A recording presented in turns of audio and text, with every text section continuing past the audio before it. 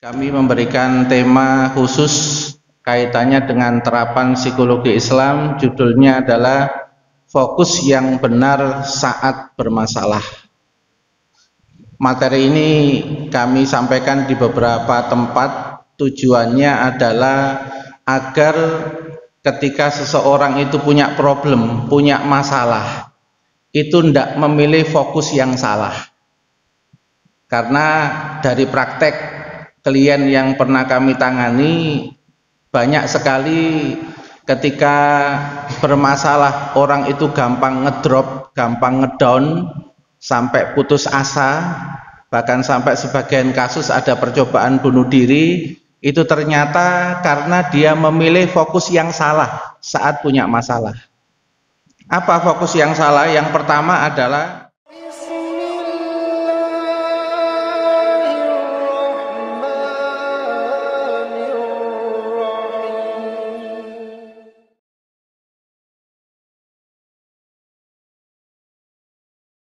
Assalamualaikum warahmatullahi wabarakatuh.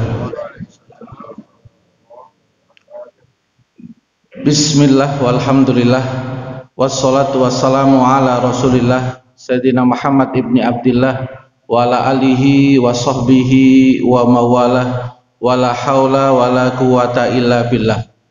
Subhanaka la ilma lana illa ma 'allamtana innaka antal alimul hakim. Allahumma alimna ma yanfa'una wanfa'na bima 'allamtana wa zidna ilman wa fahman wa amalan sholihan makbulan. Allahumma arinal haqqa haqqan wa warzuqna ittiba'a wa arinal batila batilan wa warzuqna ijtinaba. Walhamdulillahi rabbil alamin. Amma ba'd. Para jamaah salat subuh yang dirahmati Allah Subhanahu wa taala, syukur alhamdulillah pagi hari ini kita semua masih diberikan sehat, lapang, lebih-lebih lagi nikmat iman yang mendorong kita semua hadir di tempat mulia ini. Moga-moga seluruh amal soleh kita semuanya diterima oleh Allah Subhanahu wa taala. Amin ya rabbal alamin. Yang kedua, para jamaah sekalian, pada kesempatan kali ini kami memberikan tema khusus kaitannya dengan terapan psikologi Islam. Judulnya adalah fokus yang benar saat bermasalah. Materi ini kami sampaikan di beberapa tempat. Tujuannya adalah agar ketika seseorang itu punya problem, punya masalah, itu tidak memilih fokus yang salah. Karena dari praktek klien yang pernah kami tangani, banyak sekali ketika bermasalah orang itu gampang ngedrop, gampang ngedown, sampai putus asa, bahkan sampai sebagian kasus ada percobaan bunuh diri. Itu ternyata karena dia memilih fokus yang salah saat punya masalah. Apa fokus yang salah? Yang pertama adalah orang kalau ada masalah sering fokus sama keadaan dirinya. Padahal keadaan dirinya itu penuh kekurangan, penuh keterbatasan. Contoh misalnya, ada orang dikasih masalah cacat. Cacat itu sempurna atau kurang, Pak? Secara fisik ada kekurangan. Lalu dia itu ngeramesi kekurangan. Nek tiang niku ngeramesi kekurangan itu kira-kira tambah ngenes apa tambah lapang? Ngenes. Bolak-balik ketemu koncone, cak urip rezekine mek ngene-ngene tok titik ket biyen mek 500.000. Anak papat coba aman pikirno. Anak papat 500.000. Iku sik bojo siji. Kok mikir bojo bareng. Wis anak papat. Wong rezekine mek 500.000. Kira-kira Pak, kalau bolak-balik curhat ke teman alumninya, kira-kira tambah ngenes gak Pak orangnya Pak? Tambah ngenes. Sekarang saya tanya Pak, jenengan punya rezeki 500.000 per bulan, anak 4 di Surabaya, cukup apa enggak Pak? Nek ngenes Pak, gak muncul kreatif, mesti ngomong gak cukup. Tapi nek dhek nerima qanaah saged cukup. Ya apa carane? Hafalkan jadwal Jumat berkah. Satu. Nomor loro, apalno masjid-masjid sing ngadakno poso Senin Kemis. Gratis itu. Nomor 3, Pak, nek ono tapi dereng kula dereng ketemu, Pak. Nek ono masjid sing ngadakno buka puasa Daud. Nah, nek ketemu. Insya Allah 500.000, bapak ibu poso Daud, anak Senin Kemis 500.000 cukup. Ojo-ojo dikai keadaan 500.000 itu mau menjadi ahli puasa, betul Pak? Niki nek baca hikmah, maksud Allah ngasih masalah kekurangan, mungkin didadekno ahli puasa, cuma carane dipeksa, nggih Pak nggih? Dipeksa karo miskin, tapi awal-awal terpaksa, lama-lama suka. Nggih ngoten, wong manusa niku duwe hawa nafsu kok, nek dipaksa karo keadaan ngono gak ngamal, nggih Pak nggih. Enten apa mboten? Orang tua dikai anak nakal baru sregep tahajud. Enten apa mboten, Pak? Ketokane wong teko, Pak, gitu. Enten gara-gara anak nakal, anake disayang, lalu dikasih resep nek pengen mari anakmu tahajud sing rutin, dilakoni napa mboten kalimahe? Dilakoni. Terus nih anake waras wis gak nakal, tahajudnya diterusno apa mboten, Pak? Diterusno, Pak. Atik gak diterusno, remedi sampean anake nakal meneh, ujian ulang. Para jamaah sekalian, kembali kepada slide ini. Jadi kebanyakan orang kalau ada masalah fokus sama dirinya yang kurang, yang lemah, yang terbatas, nanti akan muncul konsep diri yang salah. Merasa tidak berguna, merasa tidak mampu, merasa tidak punya peran, faedah. Contoh niki kasus nyata, Pak. Ada bapak punya problem. Awalnya sugih, Pak. Nggih, omahe gede, ya. Saya pernah ke rumahnya karena klien. Nggih. Lah kena kasus utang karena usaha. Nah, yang stres ya, Pak. Yang stres itu anak perempuannya. Kenapa anak perempuannya ini stres? Karena sakno karo bapaknya, kasihan sama bapaknya yang sudah pernah baik sama dia. Kok aku iki sekolah, gurung mari-mari, belum selesai-selesai, gak iso bantu bapak. Ini empatinya kenceng, besar Pak. Tapi lagi belum dikasih kemampuan untuk bantu bapak, tersiksa Pak. Sampai ini, mau nyilet-nyilet ini ya. Karena Pak merasa nggak bisa membantu bapaknya, padahal bapaknya juga stres karena problem utang tadi itu. Nah, kenapa anak ini kok sampai begitu? Karena dia fokus melihat dirinya.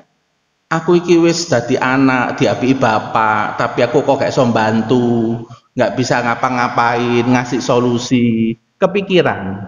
Ada nggak Pak model anak begini, Pak? Ada, ya.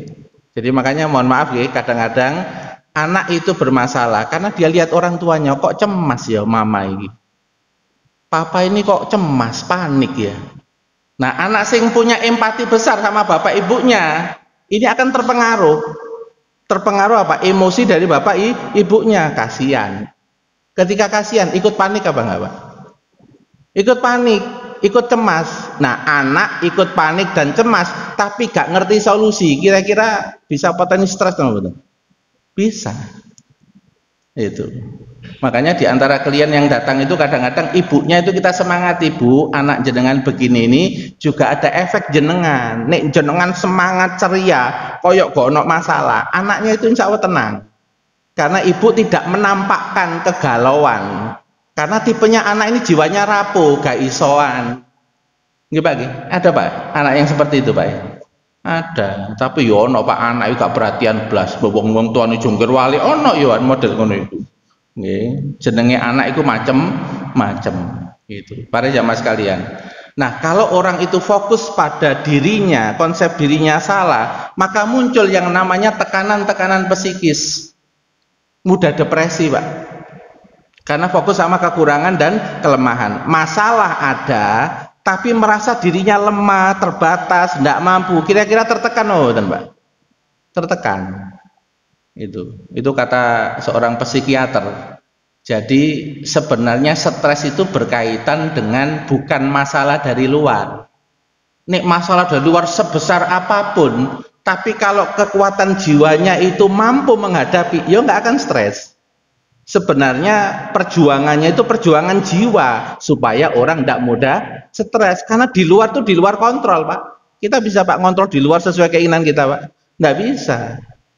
Ya, makanya yang dilakukan di dalam agama itu apa? Urusan awakmu, kondisikan awakmu, ya, perjuangan untuk mengondisikan jiwa supaya imunitas jiwanya naik, sehingga naik turunnya kehidupan dia masih punya kemampuan bertahan. Itu teori dasarnya seperti itu. Makanya butuh edukasi seperti ini dalam rangka apa? Ngasih perspektif baru. Orang itu kalau ilmunya lebih banyak, Pak, kemampuan sabarnya lebih tinggi. Dalilnya surat Al-Kahfi ayat 68. Kaifa tasbiru ala ma lam tuhit bihi khubra. Bagaimana kamu bisa sabar, tahan, terkendali emosi atas sesuatu yang kamu nggak punya pengetahuan yang cukup tentang yang kamu sabari. Punya anak 5, Pak, tapi nggak punya ilmu parenting, ngeluh napa mboten? Ngeluh, Pak. Akhirnya 1 sampai 5 itu dikasih nama nakal 1, nakal 2, nakal 3, nakal 4, nakal 5. Padahal ini ono anak 1 suka bantahan, berarti dia calon pengacara, ngono. Calon pengacara itu. Jadi perspektifnya diubah karena ini belum balik. Kok dia punya teknik bantah kalimat orang tua, berarti nanti ada potensi dia iso menanggapi sebuah apa? Pendapat. Pak, bantah wong tua nek sik gurung balik dosa napa mboten? Mboten. Nek wong tua nih gak sabar, sing dosa sinten? Alhamdulillah padha tobat kabeh berarti nggih. Alhamdulillah nggih. Para jamaah sekalian, ini yang pertama ya. Nah, untuk mengatasi ini para jamaah sekalian harus dikasih standar nilai dalam diri. Ada orang itu cacat, ya, merasa dia itu hina, rendah. Padahal apa? Innang woha la yang duru ila suwarikum. Harus diinsert. Allah tidak melihat bentuk rupamu, tidak melihat keadaan fisikmu. Sehat, sempurna jasad, sama nggak sempurna jasad di sisi Allah itu masih punya dua-duanya potensi yang sama. Sekarang saya tanya, ada nggak Pak orang cacat yang sukses? Banyak. Ada nggak orang sehat yang nggak sukses? Banyak. Berarti sukses dan tidak sukses ditentukan oleh cacat dan sempurnanya jasad atau mentalnya? Nah, berarti mentalnya atau berarti nggak ada kaitannya saya ini kekurangan dalam sisi jasad atau tidak. Nah, ini konsep diri, Pak. Tapi kebanyakan kalau anak kena bullying, dikasih konsep diri sama teman-temannya, ya, dibully sama teman-temannya. Ini kalau nggak dikasih hadis ini, Pak, terus nggak diinsert, terus dibangun konsep diri yang bagus, lama kelamaan depresi nggak anaknya, Pak? Depresi. Makanya harus dibangun. Nilai seseorang itu bukan ditentukan oleh bentuk wajahnya, keadaan fisiknya. Bahkan tidak ditentukan apakah dia itu anaknya orang miskin atau anaknya orang kaya. Saya tanya, anaknya orang yang miskin yang sukses banyak enggak? Anaknya orang kaya yang akhirnya enggak sukses banyak enggak? Banyak. Berarti sukses dan tidak bukan dikaitkan dengan modal, bukan modal harta, enggak dikaitkan dengan itu. Orang miskin pun kalau mentalnya bagus itu bisa potensi sukses. Itu. Orang kaya, anaknya orang kaya tetapi manja, enggak dilatih, tiba-tiba bapaknya wafat. Kira-kira hartanya bisa cepat habis nggak, Pak? Cepat habis, meskipun ditinggali kekayaan. Nah, ini konsep diri. Yang kedua, para jamaah sekalian, konsep diri yang kedua disebutkan dalam surat Ali Imran ayat 139. Wala tahinu. Janganlah kamu merasa lemah ketika menghadapi sesuatu yang kamu itu tidak mampu, yang kamu tidak punya kepikiran gimana caranya. Wala tahzanu, dan kamu jangan sedih. Wa antumul a'launa, sedangkan kalian itu adalah orang-orang yang derajatnya tinggi. In kuntum mu'minin, jika kalian beriman kepada Allah. Maksudnya apa para jamaah sekalian? Jenengan kalau punya kapasitas yang rendah, tapi kalau imannya tinggi, kapasitas yang rendah ini bisa naik nggak, Pak? Bisa naik karena ada keyakinan yang disambungkan kepada Allah. Misalnya jenengan itu bingung. Kalau bingung nggak tahu caranya, terus nggak ketemu orang yang bisa ngajari, kalau disambungkan kepada Allah bisa tenang nggak Pak? Bisa. Ana mutakhayyirun ya Allah wa antal hadi. Saya bingung nggak tahu caranya, tapi engkau al-hadi, engkau tuh bisa nunjukin saya.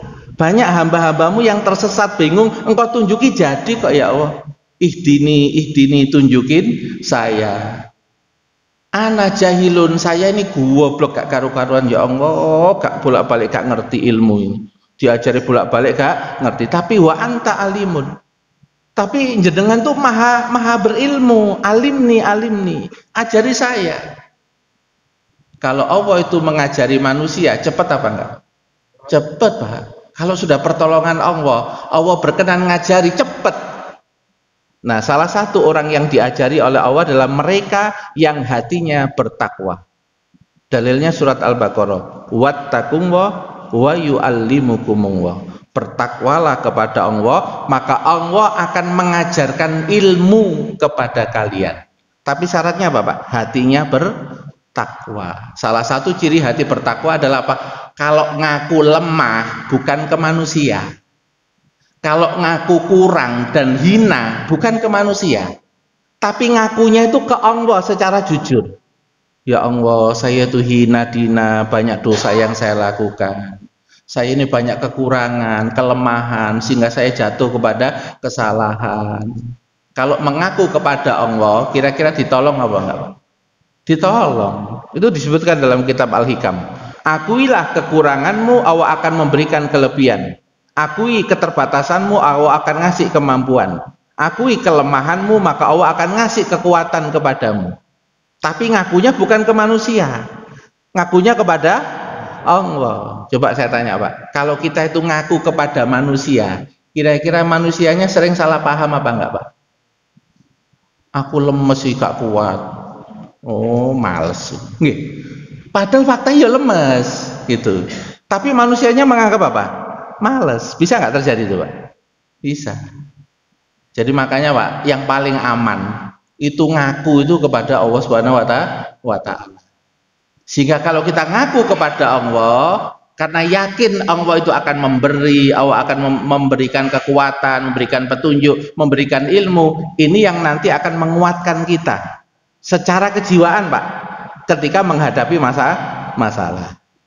Para jamaah sekalian, berarti kalau ingin agar masalah tidak tambah berat, fokusnya tidak boleh kepada diri, baik lemahnya diri ataupun lebihnya diri. Ada nggak Pak orang itu fokus pada kelebihan diri lalu jatuhnya jadi sombong, terus akhirnya malah jatuh? Ada nggak? Ada. Zaman Nabi perang Hunain, jumlahnya banyak, melawan musuh, tapi ternyata kalah apa menang? Hunain itu Pak, kalah. Sampai turun ayat Al-Quran bahwa kamu dalam keadaan yang merasa banyak, bersandar pada apa? Pada banyaknya pasukan, bukan bersandar kepada Allah. Karena orang itu kalau bersandar pada kelebihan, nanti penyakitnya itu anania.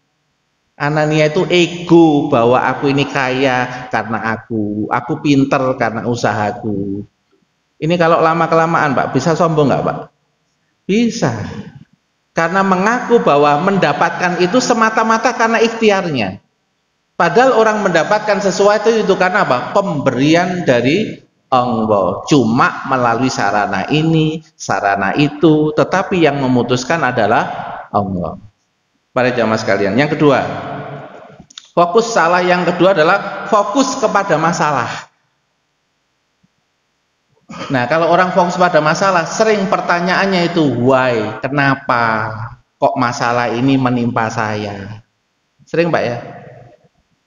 Masalah ini kenapa kok berat banget? Kenapa masalah ini kok gak nang musuhku ae, kok ke aku? Betul nggih?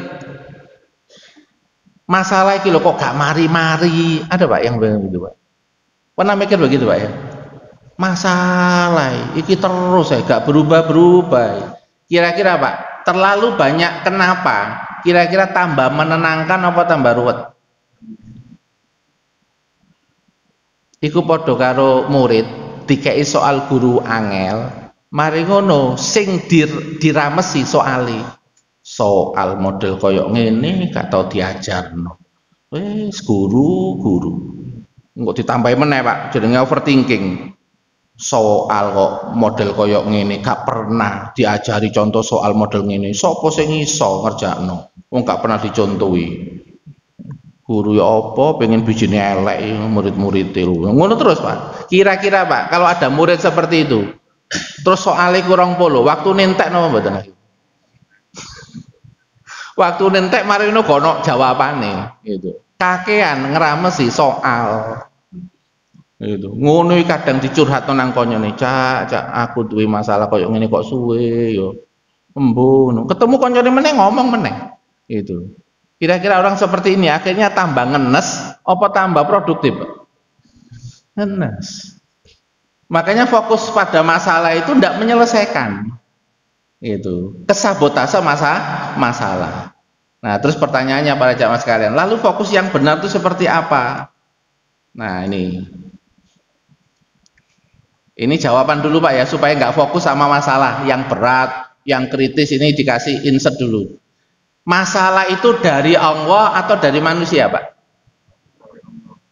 Secara mendasar, semua yang menimpa kita itu atas izin Allah Subhanahu wa Ta'ala. Jadi tetap ada perannya Allah, karena ini kerajaannya. Tidak mungkin ada pun satu kejadian kecuali itu di bawah kendali Allah. Dibiarkan saja atau Allah mencegahnya. Betul nggih? Nah, sekarang saya tanya, masalah seberat apapun, sekritis apapun, kalau itu dari Allah, sekarang saya tanya, Allah itu zat yang maha baik apa maha menyiksa? Maha baik. Al-Qur'annya diawali dengan Bismillahirrahmanirrahim. Memperkenalkan nama itu loh Pak. Langsung Ar-Rahman Ar-Rahim, bukan penyiksa. Dalam hadis sampai dikatakan rahmat Allah itu melebihi dari murkanya. Clear nggih? Jelas nggih? Berarti nanti kalau ada masalah apapun, seberat apapun, kalau kita ingat itu gampang. Sing ngekei soal apian. Nah, gitu nggih. Sing ngekei soal apian. Nek eling sing ngekei soal apian, kira-kira tenang apa kita bingung, Pak? Tenang. Itu. Nggih. Karena apa? Innang waha la yadlimun nasa say'a. Menggunakan kata annas loh itu. Bukan hanya hamba. Allah itu tidak pernah mendolimi manusia sedikit pun. Karena yang dikasih masalah nggak hanya muslim, non muslim pun juga dikasih masalah. Nggak ada niat menghancurkan, tuh nggak ada dengan masalah itu. Karena masalah itu bukan beban, tapi masalah itu tantangan. Ditantang, tak kei masalah, akal sing tak kei, mbok dadekno nggere ilmu apa enggak? Mental sing tak kei, mbok latih supaya jadi mental baja apa mental cemen? Nggih Pak nggih. Kan tawaran. Tak kei kolbumu itu menjadikan iman naik apa malah menjadi kolbumu peteng? Ada nggak Pak? Dengan masalah terus kolbunya tambah peteng, ada Pak? Ada. Dikei masalah marah sama Allah. Wes gak Tuhan-Tuhanan ngono Pak. Waduh. Wes gak salat-salatan. Apa aku rajin salat kok sek masalah? Ada Pak yang mikir begitu itu. Itu. Karena dia tidak paham posisi dia sama posisi Allah. Posisi ini Gusti Allah iku tuan, nang awakmu iku budak. Nah, tapi orang yang protes tadi menganggap Allah iku direktur lalu dia karyawan. Wis salat gono gajine blas, ngalak oleh musibah ngene nggih Pak nggih.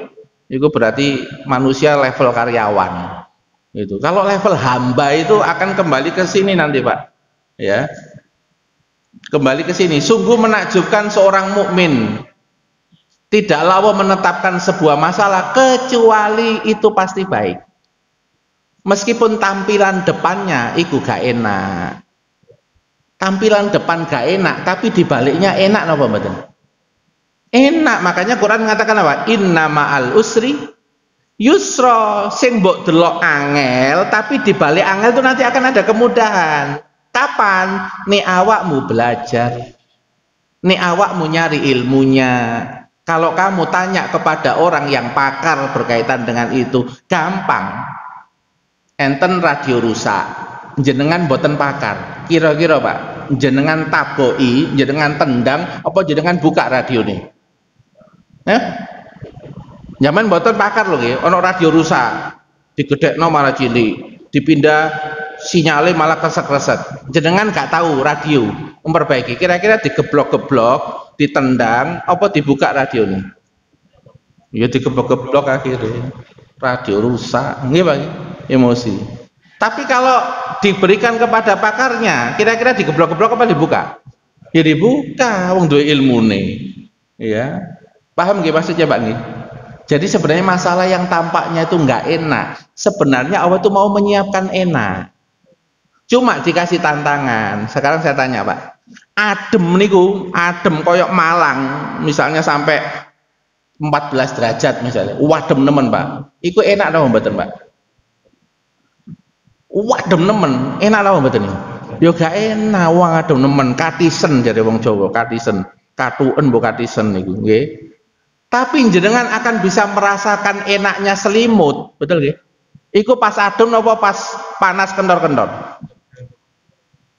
Yo pas adem Pak, iso ngerasakno enake selimut, betul nggih? Sekarang saya tanya, panas kendor-kendor, nggih, niku enak apa mboten Pak? Gak enak. Tapi nek sampean mlebu kamar terus kena ces AC, dadi enak apa mboten? Enak. Lah sampean iso ngrasakno enake AC, iku mari teko napa? Panas. Niki insya Allah paham nggih Pak? Jadi pun delok gak enake sih. Gak enak iku tantangan supaya awakmu mikir ya apa solusine. Nek ketemu solusine enak apa mboten? Enak. Makanya dalam bahasa Al-Qur'an kan wa asa an takrahu syai'an fahuwa khairul lakum. Bisa jadi kamu nggak suka, tapi itu nanti ada kebaikan buat kalian. Bisa jadi kamu seneng tapi malah ada keburukan buat kalian. Wallahu ya'lam. Allah yang paling tahu. Nah, ini yang paling puncak, Pak. Engko nek ana masalah berat gak karu-karuan, gak ketemu logikae. Jenengan harus kembali ke ayat ini. Karena ayat ini mau menunjukkan posisimu itu objek, gak duwe daya tawar. Tak wolak-walik musibah 80%, nikmatmu 20%, ya karepku. Wong aku sing duwe kok. Wong aku iki Rob kok yang menciptakan kamu, yang punya kamu, tak apa-apa no ya sak karepku. Ojo takon, ojo protes. Wong posisi nisor kok ate protes. Nggih. Harus kembali ke ayat ini. Kalau sudah darurat kritis Pak, cobaannya wis gak ketemu dalam akal, kembali ke ayat ini. La yus'alu amma yaf'al. Allah tidak berhak ditanya terhadap apa yang dia lakukan. Tetapi yang ditanya siapa? Kita merespon yang gak enak ditakoni. Kontak kei gak enak, takdir gak enak, kon jawab ridho apa nolak? Sing bener apa Pak? Ridho. Tapi kebanyakan ridho apa nolak? Nolak. Soalnya duwe hawa nafsu. Hawa nafsunya nggak dididik. Gak enak iki ono faedahe. Dadi jamu. Sekarang Pak, harta kaya tapi mendadak langsung bangkrut Pak dalam 3 hari. Iku enak napa gak enak? Gak enak. Mari akeh, mari ono gak ono. Gak enak nemen gitu. Tapi ada faedahnya nggak Pak itu Pak? Ada. Ternyata waktu dia longgar kaya, foya-foya. Diundang majelis taklim gak tahu teko. Salat ya gak pati teko. Terus diambil sama Allah. Kira-kira maknanya apa? Kon tak kei dulinan donyo, kok malas lali sing ngekei dulinan. Betul nggih? Malah donyane mbok praktekno terus tapi sing ngekei gak tahu mbok perhatikan. Berarti kalau diambil sayang apa enggak Allah, Pak? Sayang. Soalnya apa tak kei donya awakmu gak paham maksud tak kei donya. Tak kei donya gawa nang akhirat. Tak kei donya gawon untuk mendekatkan diri kepada Allah. Tapi enggak wis gak tak ambil sih. Kurang duwe ilmune timbang tambah parah. Nggih Pak. Berarti Allah sayang napa mboten? Sayang. Nah itu kita baru bisa memahami Pak. Man yuridillahu bi khairan yusib minhu dalam hadis Bukhari. Barang siapa dikehendaki menjadi hamba yang lebih baik, maka Allah ngasih musibah kepada dia. Ada enggak Pak orang dikasih musibah sakit tapi itu tanda sayangnya Allah. Ada nggak? Ada. Contohnya preman. Preman gak dikai loro yang perapatan ganggu uang terus. Berarti nek dikai loro sak minggu, berarti sak minggu gak ganggu uang. Berarti disudo dosane napa mboten? Disudo, Pak. Ya gak akeh-akeh dosamu. Oh, tak kei stroke sik ngono. Kon wingi sak karepmu dhewe nang perapatan ganggu uang. Terus dikai sakit. Betul nggih? Nah, ini nggih. Nah, sekarang fokus yang benar. Tadi fokus yang salah, Pak ya. Fokus sama keadaan diri sama fokus kepada masalah. Yang benar apa? Yang benar ada dua. Yang pertama adalah fokus kepada Allah yang memberi masalah. Fokusnya hati ini kepada Allah, ya. Pertama, para jamaah sekalian, yang penting yang paling tengah. Waktu ada masalah, kita harus terus sadar bahwa masalah ini ada perannya Allah. Meskipun di sana ada manusianya, Pak, yang ikut-ikut, tetapi itu semua ada perannya Allah. Tidak akan ada manusia bisa ganggu kita kecuali diizinkan oleh Allah. Tidak ada orang yang bisa menjengkelkan kita kecuali itu dibiarkan sama Allah. Berarti tetap ada izinnya, ada perannya. Orang kalau sadar seperti ini, maka dia akan lebih tenang dalam menjalani masalah. Dalilnya surat At-Taghabun ayat 11, surat nomor 64 ayat yang ke-11. Ma asoba min musibatin illa bidnillah. Apapun yang menimpa kalian atas izinnya Allah, kehendaknya Allah. Wa may yu'min billah yahdi qalba. Barang siapa yang yakin dan percaya bahwa ini ada perannya Allah, maka Allah akan memberi petunjuk kepada hatinya. Dalam tafsir dikatakan memberikan petunjuk untuk mudah menerima keadaannya. Ya, tafsir yang lain mengatakan Allah memudahkan untuk sabar menjalani masalah. Masalah masih berlangsung, Pak, tapi karena ada petunjuk Allah, ada perhatian Allah, dia lebih tahan menjalani masalah itu. Itu tandanya berarti masalah wabot, tapi kok endurance, Pak, ketahanannya kok kuat. Itu berarti ada petunjuk dari Allah Subhanahu wa taala. Itu. Yang kedua, para jamaah sekalian, kalau nanti ada masalah yang sangat kritis dan darurat, wis gak ketemu di akal, penyakit, dokternya mengatakan, Pak, mohon maaf, kami sudah tidak bisa bantu. Ini umurnya kelihatannya nggak panjang. Saya ngomong sinten? Dokter. Nah, sekarang saya tanya, dokter sama Allah, mana yang menentukan? Allah. Nah, ketika ada kalimat itu harus ada, Pak, kuasa Allah, Pak, yang dinaikkan, kudratullah. Dokter ngomong umurnya gak panjang, tapi aku sek duwe Gusti Allah yang menetapkan umur, menetapkan pendek dan panjangnya tetap Allah. Ini bangun husnudon namanya, naikkan yakin. Itu. Karena ini ada kisahnya di zaman Nabi. Ada orang Arab Badui, dia kena panas. Sakit panas, Pak. Gitu. Tapi dia mengatakan dengan kalimat yang membuat mendekati kepada ajal. Dia mengatakan apa? Syekhun kabir, saya sudah tua. Hummatafur, panasku semakin panjang, panasku semakin tinggi. Ya, tasiru ilal kubur, berarti waktunya masuk ke dalam kubur. Loro panas, Pak, menggigil, malah bersair seperti itu. Sama Nabi didatangi. Kemudian diberikan la ba'sa tohurun insya Allah. Jangan ngomong itu, ngomong aja la ba'sa, is okay, no problem. La ba'sa itu tidak apa-apa, biasa. Wong loro, roto-roto, ono infeksi nih. Nah, infeksi itu panas. La ba'sa tohurun, insya Allah membersihkan dosamu dengan izin Allah. Ini berarti ngajak positif apa negatif Rasulullah, Pak? Positif. Tapi sampai arba'a marot 4 kali, tapi tetap pakai sair itu. Besok sorenya mati meringun. Itu. Karena Nabi mengatakan faidan, maka sesuai dengan prasangkamu. Loh, Pak, mohon maaf. Itu ada penelitiannya, Pak, di survei itu terkait dengan orang yang stres, sakit sama orang yang bahagia sakit. Itu ternyata 40% lebih cepat orang yang waktu sakit dalam keadaan bahagia. Lebih cepat sembuh 40% dibanding orang yang sakit tapi keadaan jiwanya stres.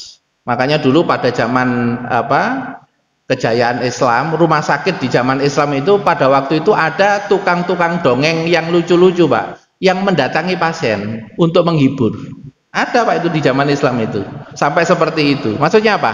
Dalam rangka ngasih psikis, karena psikis ini juga berpengaruh kepada fisik seseorang. Psikis itu berpengaruh kepada imunitas seseorang tuh, sampai begitu para jamaah sekalian.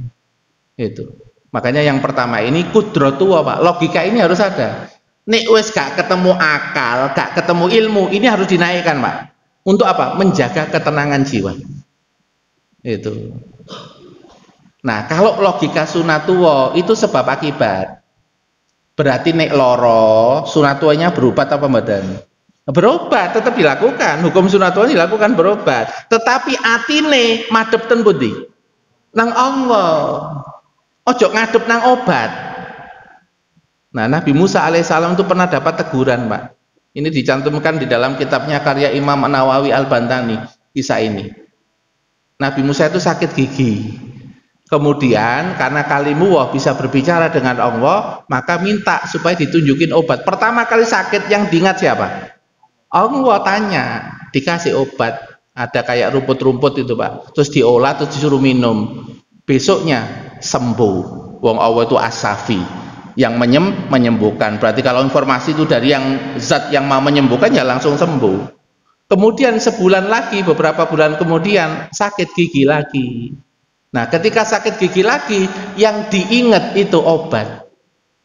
Wis gak inget Gusti Allah Pak, langsung ngeramu obat. Aku wis apal, nek loro gigi ku ya siki kok, langsung ae digawe langsung diombe. Mari ngono tambah abu.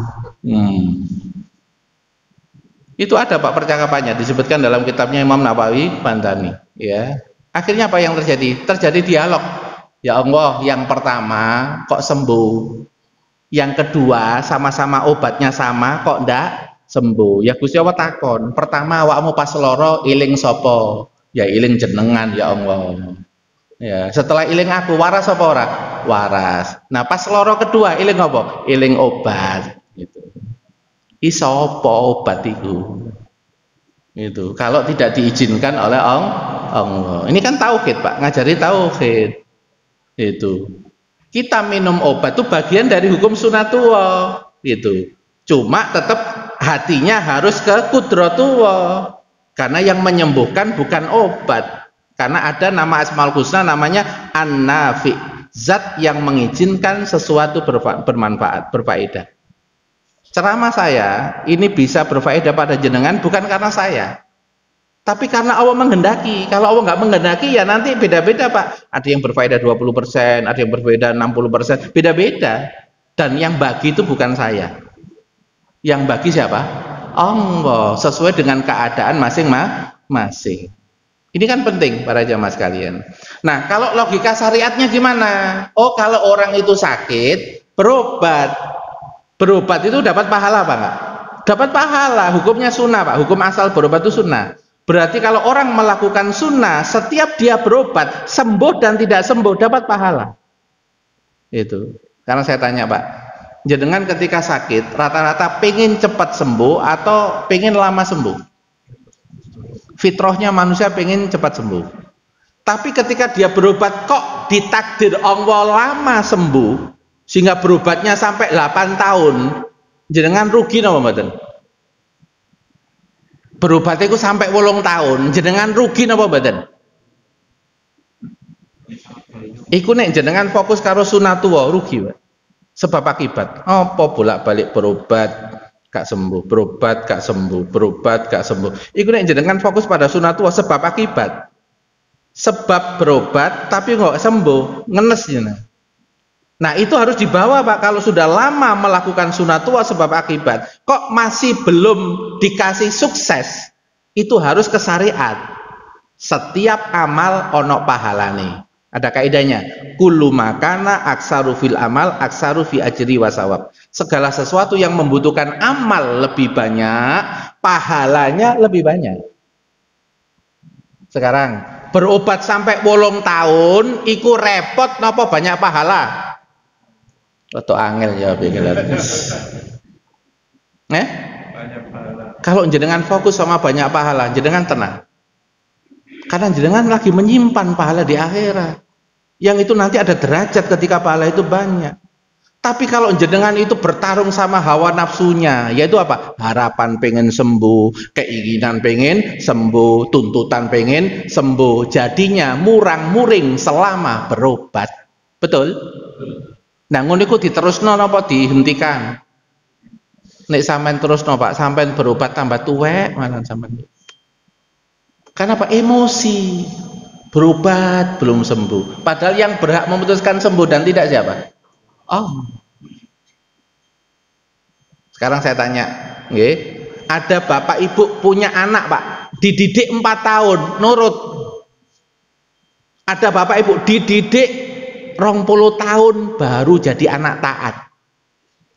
Niki terus terang mawon, jenengan milih sing ngendi? Sing pertama napa sing kedua? Ibu-ibu milih yang pertama apa kedua?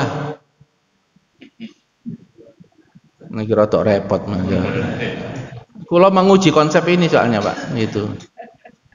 Jenengan kalau milih yang kedua, ya, yaitu nggak popo wis 20 tahun kalau memang jatah itu kok Gusti Allah iku 20 tahun anakku dadi anak yang taat. Berarti 20 tahun jenengan tuh merawat, mengasuh anak sehingga anak ini jadi taat. Kalau anak ini berdoa, warhamhuma kama rabbayani shaghira, rahmati kedua orang tua saya sebagaimana 20 tahun dia itu merawat saya hingga saya jadi orang taat. Sing sitoke rahmati kedua orang tua saya sebagaimana 4 tahun sampai jadi taat. Kira-kira milih sing pundi? Berubah ketane berubah misalnya, ketane berubah. Maksudnya apa Bu, Bapak Ibu? Nggih. Yang dipentingkan Allah adalah jenengan jadi orang tua yang benar. Anak berubah dan tidak itu bukan dalam kendali jenengan. Itu. Sekarang saya tanya, apakah hasil anak soleh itu secara otomatis menunjukkan orang tua itu soleh? Tidak mesti. Itu. Ini ada kasus Pak. Ibunya itu penari, tapi anaknya jadi dai loh. Bahkan ceramah di depan musbida bareng. Tapi ibu ya sik nari. Gitu. Lah iku bimbingannya sapa? Lah bimbingannya Allah, Pak. Itu. Ya. Nah, sehingga ketika nanti anaknya itu berdoa warhamhuma ya sing bagi malaikat.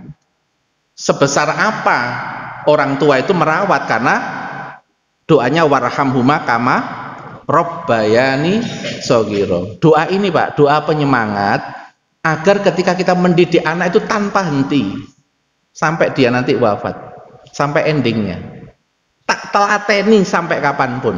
Kenapa? Karena yang dinilai itu ikhtiar saya, proses saya itu semua dinilai sama Allah SWT. Dan kalaulah dia nanti berhasil menjadi orang soleh lalu berdoa warhamhuma kama rabbayani shaghira, saya tidak sia-sia dengan amal yang baik ini. Kok ketokane rada mikir Pak kalau ngomong ini Pak jenengan. Nggih. Kalau indikator orang tua soleh itu anaknya harus soleh, Nabi Nuh nggak jadi orang soleh. Itu. Ini kemarin nggak sama istri kita sampaikan di satu forum parenting ya. Jadi fokuslah jadi orang tua yang baik. Anak nanti sing noto Gusti Allah. Pokoknya terus tidak pernah berhenti. Apakah anak itu ditampakkan soleh ketika jenengan itu masih hidup? Ataukah anak soleh itu baru ditampakkan ketika jenengan masuk ke alam kubur? Itu yang ngatur ya panitia, bukan gini. Ono panitia dewe gitu. Tugas kita itu melakukan apa? Sunatullah, sebab akibat, nggak terpengaruh sama yang kita lihat. Tetap aja didoain, tetap aja dibaikin, tetap aja dikasih treatment, tetap aja. Itu berarti kalau diperpanjang masalah bisa jadi jenengan mau dilatih istiqomah jadi orang baik, bisa jadi mau diperbanyak pahalanya. Makanya kan saya sering ngomong banyak amal selama 20 tahun itu kita pakai kata-kata repot apa banyak pahala. Nek jenengan pakai kata banyak pahala mendamaikan, tapi nek jenengan pakai kata repot tenan kira-kira nang ati ruwet no? Ruwet. Nah ini kita harus pakai kata-kata yang pas, ya banyak pahala itu. Ya terakhir para jamaah sekalian, ya Nggih, ini video yang menggambarkan Qudratullah, Pak. Nggih.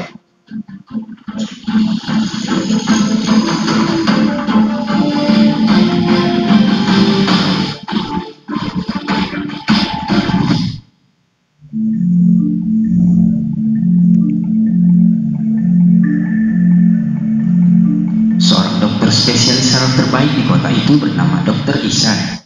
Ia dokter yang sangat sibuk dan sulit untuk ditemui. Bahkan ketika Anda membuat janji, maka Anda akan diminta menunggu hingga berbulan-bulan ke depan untuk bisa bertemu dengannya. Hari itu Dr. Ihsan terbang bersama beberapa orang penumpang lain dengan pesawat kecil menuju ke kota lainnya. Di tengah penerbangan tiba-tiba awan hitam bergemuruh dan badai petir mulai sambar menyambar di atas langit diiringi dengan hujan. Qadarullah, pesawat mereka tersambar dan salah satu mesin pesawat mengalami kerusakan. Pesawat terguncang dan terpaksa harus melakukan pendaratan darurat. Dan alhamdulillah, pesawat berhasil mendarat di sebuah bandara kecil yang terletak di wilayah terpencil, jauh dari kota.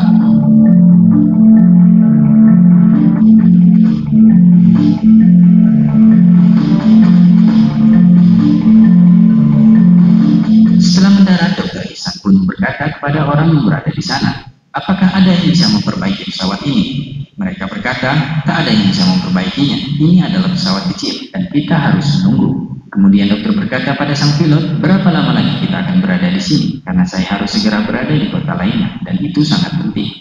Pilot pun berkata, "Jika Anda ingin segera pergi ke sana, kota itu hanya 3 jam jaraknya dari bandara ini dan Anda bisa menyewa mobil untuk pergi ke sana."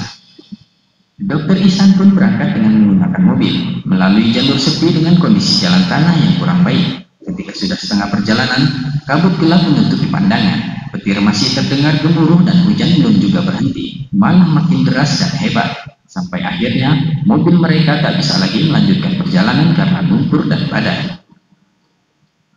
Dalam kondisi seperti itu, dokter melihat dari dalam mobil pemandangan di luar yang tampak olehnya sebuah lahan pertanian kecil dan sebuah rumah. Satu-satunya rumah yang ada di daerah itu. Dr. Ihsan pun berkata kepada sopir, "Sebaiknya kita coba mendatangi rumah itu untuk berteduh sebentar dari hujan badai ini, dan kita bisa menumpang sebentar untuk mengerjakan sholat." Mereka pun menutup pintu rumah itu. "Assalamualaikum," ujar Dr. Ihsan. Beberapa menit kemudian terdengar sahutan dari dalam, "Waalaikumsalam," dan muncullah seorang perempuan tua membukakan pintu. Perempuan tua itu berkata, "Ya, ada apa nak?" Dokter pun menjelaskan keadaan mereka dan hanya ingin menumpang berteduh dari badai, juga untuk mengerjakan sholat.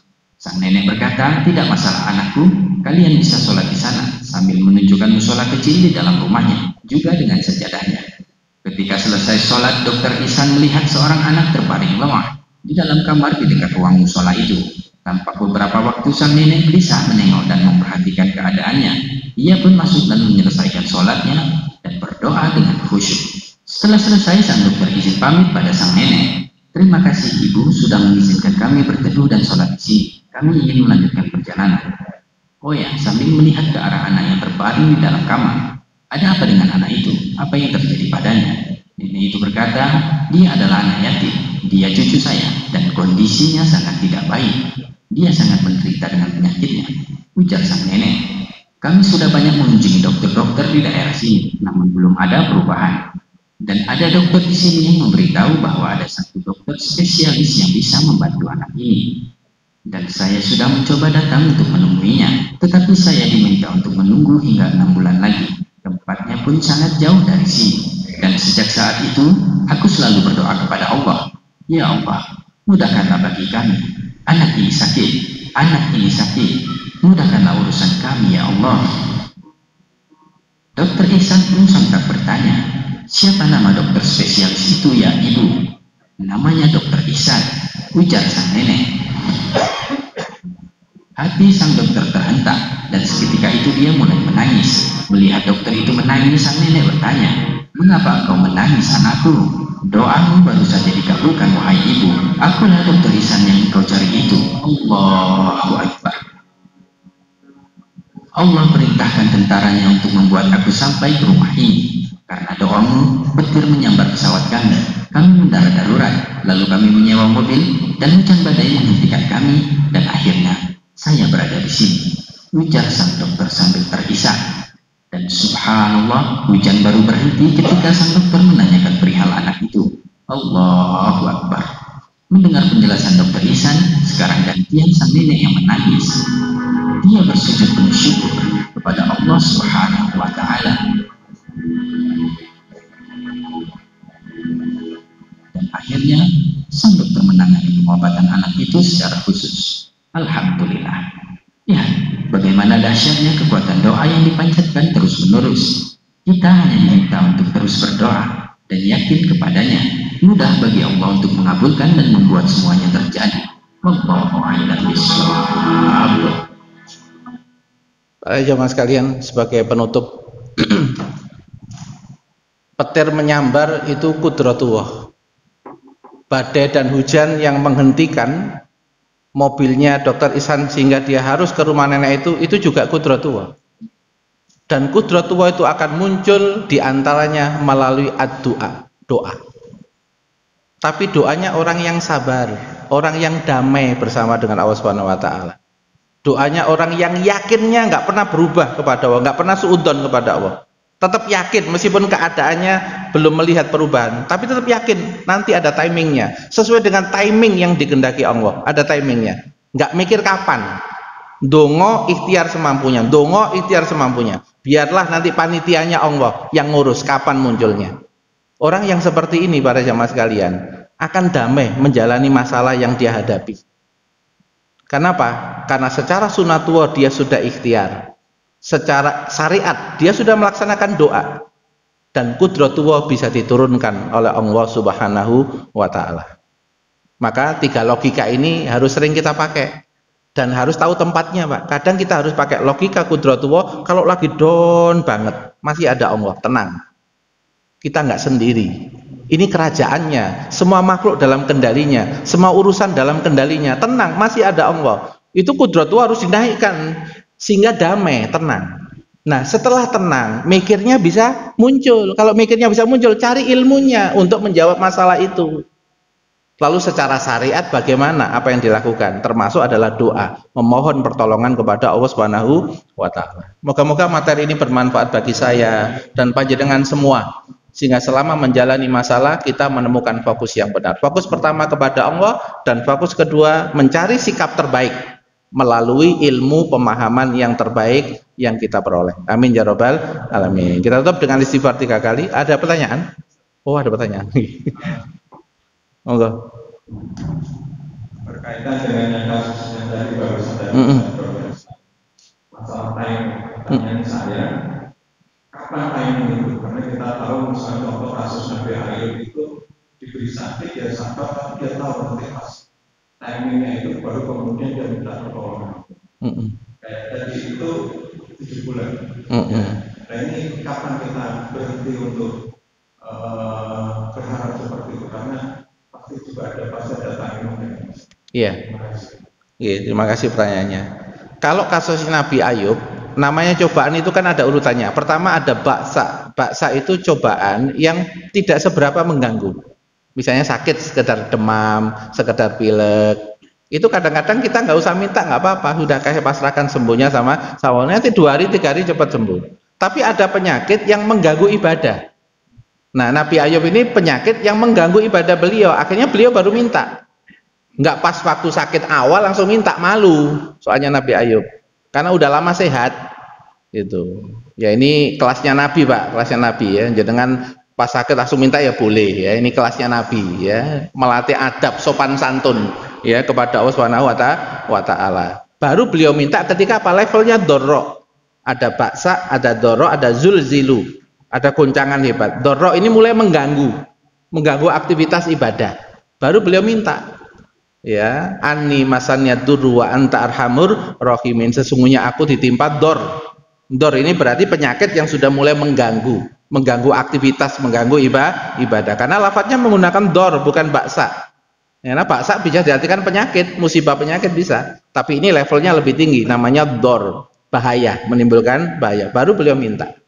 Nah, ketika beliau minta, ya langsung dikasih. Karena apa? Karena hamba ini sebelumnya sudah ahli ibadah. Sebelumnya sudah membangun hubungan khusus, orang dalam. Gitu. Orang dalam itu ya cepet gitu. Nah, nah cuma yang kedua ada Pak, caranya bukan orang dalam tapi cepat ada. Caranya adalah berdoa seperti orang terdesak. Ammay yujibul mutor idadaan. Tapi konsentrasinya seperti orang terdesak banget, dikasih. Butuh banget. Nah, orang butuh banget itu yang lain lupa, yang ingat hanya Allah. Ngapunten nggih, jenengan nanti kalau minta diselesaikan 2M, ojo iling 2M. Gak teko-teko malah iling 2M, kok gak teko-teko 2M. Iling Gusti Allah 2M buaken. Iling Gusti Allah sing maha kaya, pembendaraannya nggak akan hilang. Fokus ke sana aja. Itu salah satu cara teknik ketika jenengan hatinya betul-betul tulus hanya kepada Allah. Sangat mudah sekali, cepat. Nah, yang agak lama itu gara-gara masih kecampur antara hajat sama fokus kepada Allah. Sekarang saya tanya Pak, orang itu kalau lagi ada musibah lebih banyak ingat pada musibahnya atau Allah Pak? Musibahnya. Nah itu biasanya rodok suwi. Itu. Karena yang dimaksud oleh Allah nih musibah fafirru ilallah.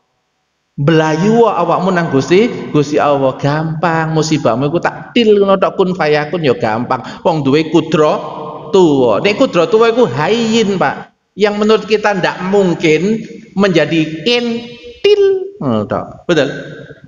Dan itu disebutkan Pak tentang kudro tuwa itu, misalnya Bunda Maryam hanya beribadah moro-moro ono panganan. Kok iso jare Nabi Zakaria? Kon gak kerja, gak lapo-lapo kok ono hidangan. Apa jawaban Bunda Maryam? Hidangan dari langit. Tapi jenengan ojo ngomong kok nang bojone, kok sampean gak kerja nunggu hidangan dari langit. Ya gurung makome Pak, wong sampean gak melakukan yang dilakukan Bunda Maryam kok mirip-mirip makom, yo gak cocok gitu. Paham nggih maksudnya Pak nggih? Jadi timing itu urusannya Allah. Gitu. Makanya kalau kita berdoa ojo takon kok gurung ya Allah. Kok suwe ya Allah. Kok gak ndang-ndang. Ojo ngomong ngono, itu gak etika, gak adab. Padha karo jenengan iku nyerahkan urusan mobil nang bengkel, ya. Terus bengkel itu gak bisa menetapkan kapan marine, ini belum bisa kita, tapi ya tetap kita pelajari dulu. Terus sampai takon terus, kira-kira bengkel ya Allah. Wis PN kon mulai ngono. Betul. Jadi di dalam beribadah itu ada namanya adab, ubudiyah, tata krama dalam beribadah kepada Allah Subhanahu wa taala. Lakonono ikhtiarmu semampumu, ojo maksa sampai ninggal ibadah, ojo maksa sampai nabrak halal haram, ojo maksa sampai nabrak hae uang, ojo. La yukallifu wa nafsan illa usaha, sak mampumu ae, tapi unggahno ngadepmu nang Gusti Allah iku unggahno. Karena ada hadis Nabi yang menyatakan kalau kamu fokus beribadah kepadaku, akan aku penuhi kebutuhanmu. Karena ada riwayat itu, riwayatnya sahih. Kalau kamu fokus beribadah kepadaku, maka akan aku penuhi kebutuhan kamu. Berarti ibaratnya kan ikhtiar koyok wong melaku famsu fi manakibiha, melaku kalau ikhtiar itu. Tapi ini ibadah fafirru ilallah, belayu nang Gusti Allah. Dadi atine belayu nang Gusti Allah, jasadnya ikhtiar sesuai kapasitas. Gak usah makso layu kalifung wahu nafsan illa usaha. Wong Gusti Allah lho gak makso kok. Lapo sampean kok makso dhewe? Nabrak apa? Lah karepmu dhewe bukan karepe Gusti Allah. Nggih pun ngoten mawon, mugi-mugi manfaat nggih. Kita tutup dengan doa kafaratul majelis, kita istighfar dulu. Astagfirullahaladzim. Subhanaka wahumma bihamdik asyhadu an la ilaha illa anta astaghfiruka wa atubu ilaik. Assalamualaikum warahmatullahi wabarakatuh.